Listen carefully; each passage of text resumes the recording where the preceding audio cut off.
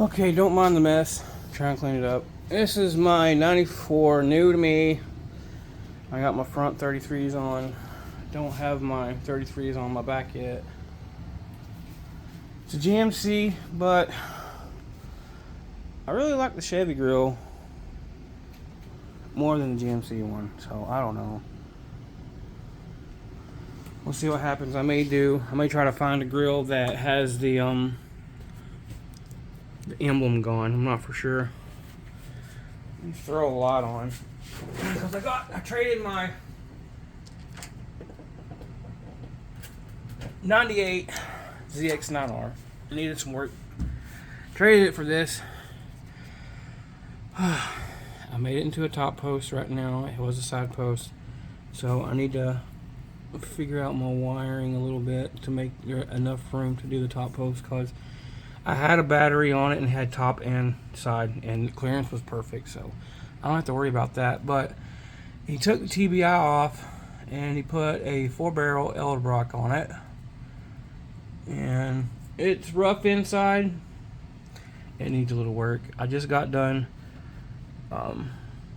fixing my clutch line, because this truck is a 5-speed manual. He changed the motor. First motor he had in it was 350 5.7 locked up, so he put this one in it, and it ran beforehand. And he put new starter, new flywheel, new clutch kit, all that stuff on it. He kinked the line for the clutch, so I done that. I gotta bleed it. I seen online about using a not a plunger, but a one of those medical droppers that you give your kid, the syringe thing, about pushing air in, like sucking the fluid out into it and then pushing it back into the hole and getting the bubble, like forcing the bubbles out. Because I have some clutch pedal, a little bit, don't have a lot.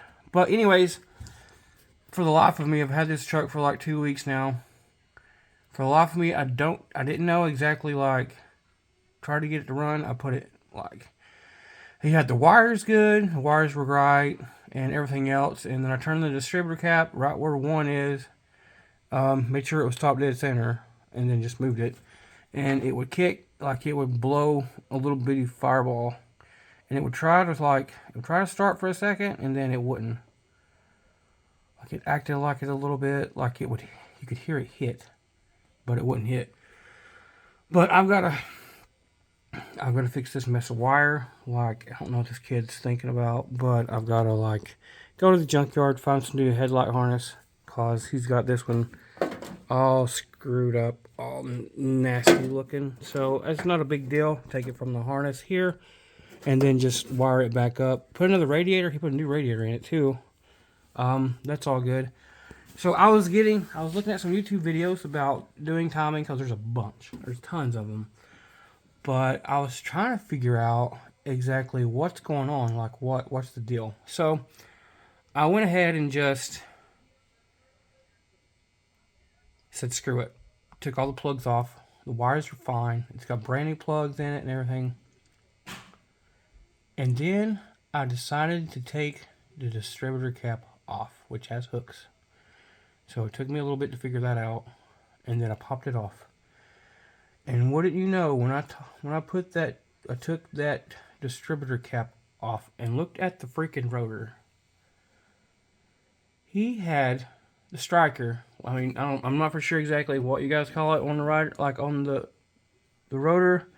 I'd call it a striker. I mean, that's where the electricity hits from the coil pack or from the coil to hit to make everything run.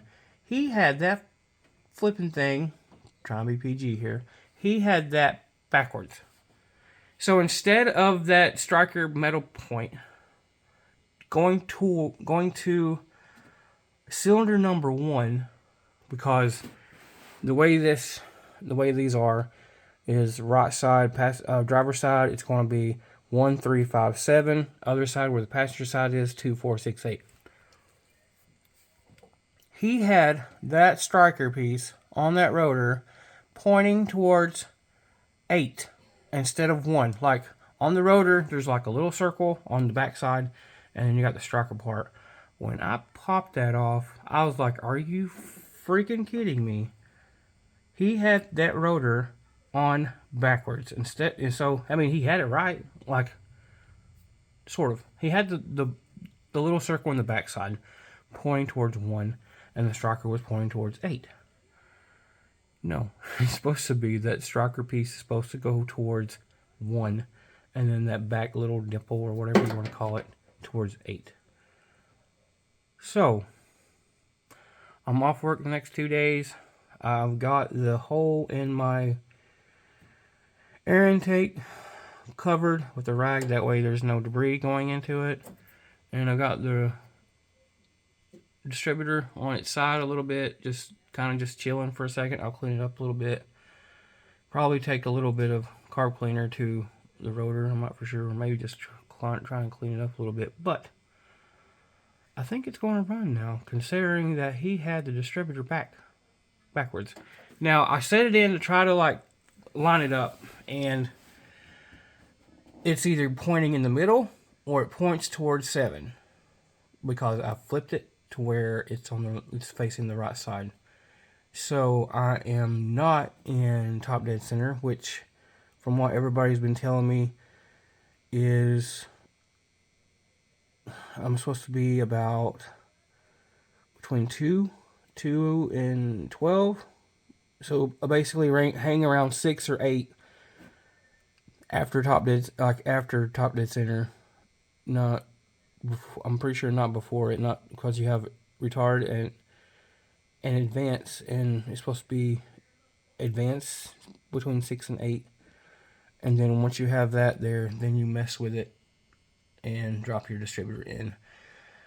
Point it to where, point the rotor at 1 once you set it in, and then on the distributor cap, just make sure you know where your number 1 plug is. Make sure that's pointing towards 1, and then after you do that, then just follow your plugs. Because I just popped them off the distributor cap, so just follow the plug wires, hook it up like it's supposed to be, and then I've got a fuel issue to figure out. It's not getting fuel, so I've got to figure out what's going on with that. But it does have a fuel pressure regulator, because where this was fuel injected, it was running about 55 psi. With a carburetor motor, it runs about 6-7 psi. So that does work. But I've just got now to either my tank is empty or something's going on.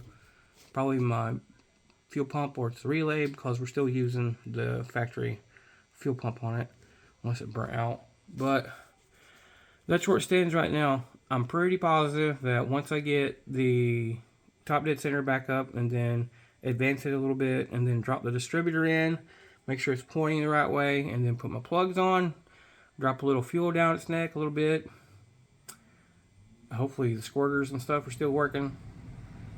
After that, then just turn the crank, just crank it and see if she'll fire. There is no exhaust on this except manifolds, because he took that off because he replaced the motor. So it's gonna be like race car drag strip kind of loud. I've got open tube headers in the truck. I might put those on if I feel like it, and that'll just open it up even more. I don't know if I'm going to or not. They're a knockoff, and the cast iron ones that I have is factory 350 manifold. So I don't know. We'll see. But that is where I'm at as of right now.